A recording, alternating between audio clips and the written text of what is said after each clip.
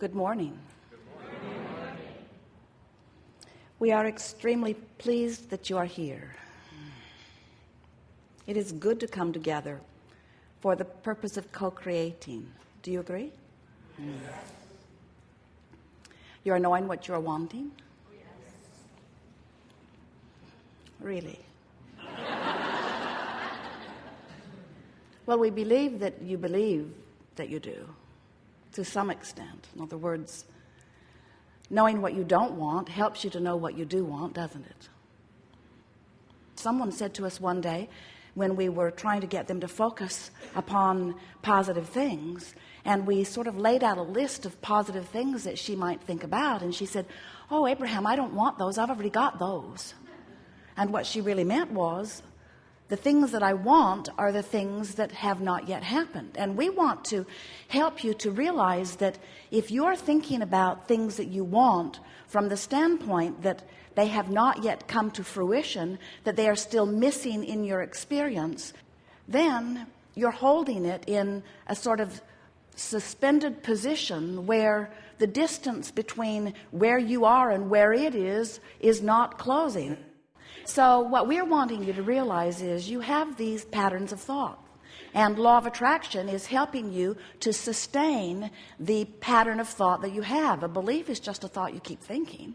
And so early on in your experience, by your exposure to life, you began developing some patterns of thought. Sometimes they were carefully taught to you by others.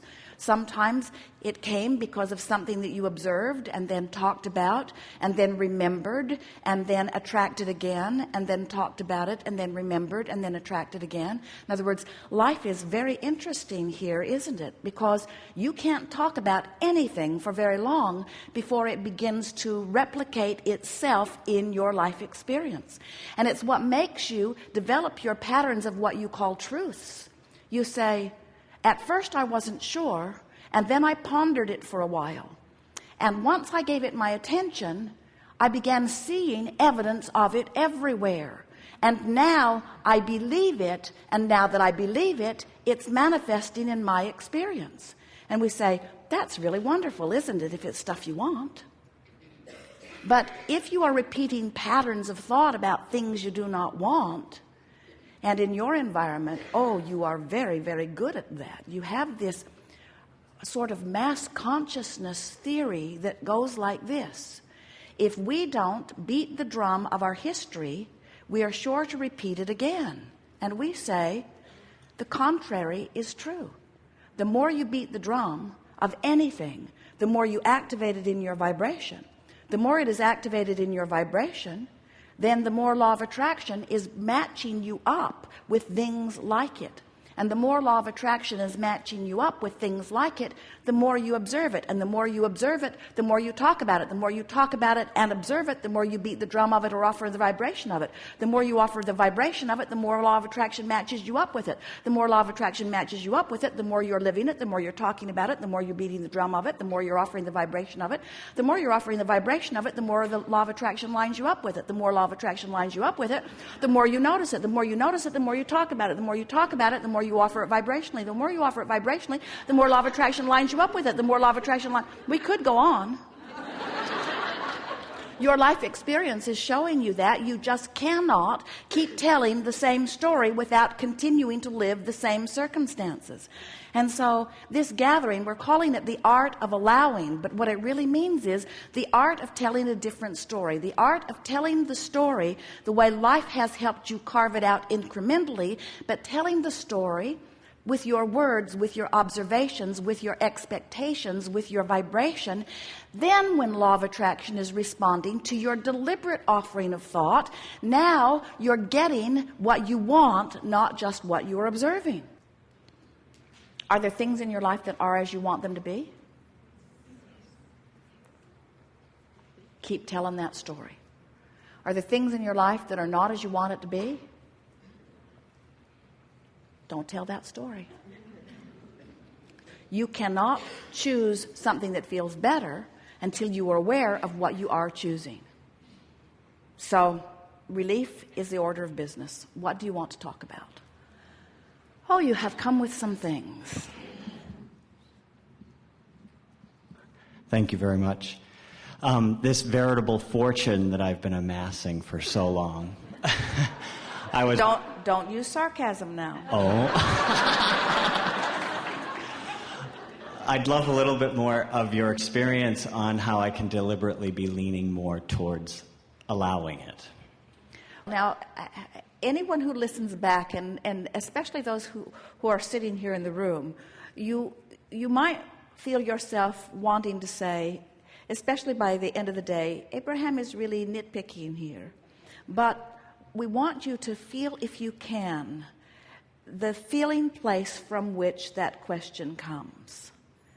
In other words, this veritable fortune, and we sensed a sort of mocking tone. Where's my stuff? If law of attraction is as you say, and I've been amassing this fortune, then where is it and how can I get to it? And we want you to just feel for a moment what is the dominant vibration within that sentiment that you offered? Was he offering the vibration from the lack of the money or from the having of the money? And we know, you say, well, of course he is, because it isn't there yet, so how can he offer a vibration about a state of being that he has not yet achieved? And we say, you just got to figure out how to do it, because until you do, you can't have the state of being that you want to achieve. You have to find the vibrational essence of it. And so the work is, you have to find a way of distracting yourself from the absence of the money while you activate within yourself a feeling of the money. So things like feeling appreciation for the prosperity that you are living, feeling appreciation for the possibility of more coming. In fact, we'd like to say that even when you get into an attitude of hope, you're much closer in vibration to allowing it than when you are in the vibration of doubt. So we teased you about a little bit of sarcasm about this veritable fortune, but we want you to realize that when you feel sarcastic, when you feel pessimistic, it's a far cry from feeling optimistic and hopeful. So the answer to your question, how do I let my fortune come to me and me come to my fortune? It's by pretending that it's already done, by taking pieces of the fortune and mentally expending it, by imagining how much fun it will be to have it, to enjoy the feeling of relief even before you have the actual reason to feel the relief, by caring so much about the way you feel that you guide your thoughts apart from the reality.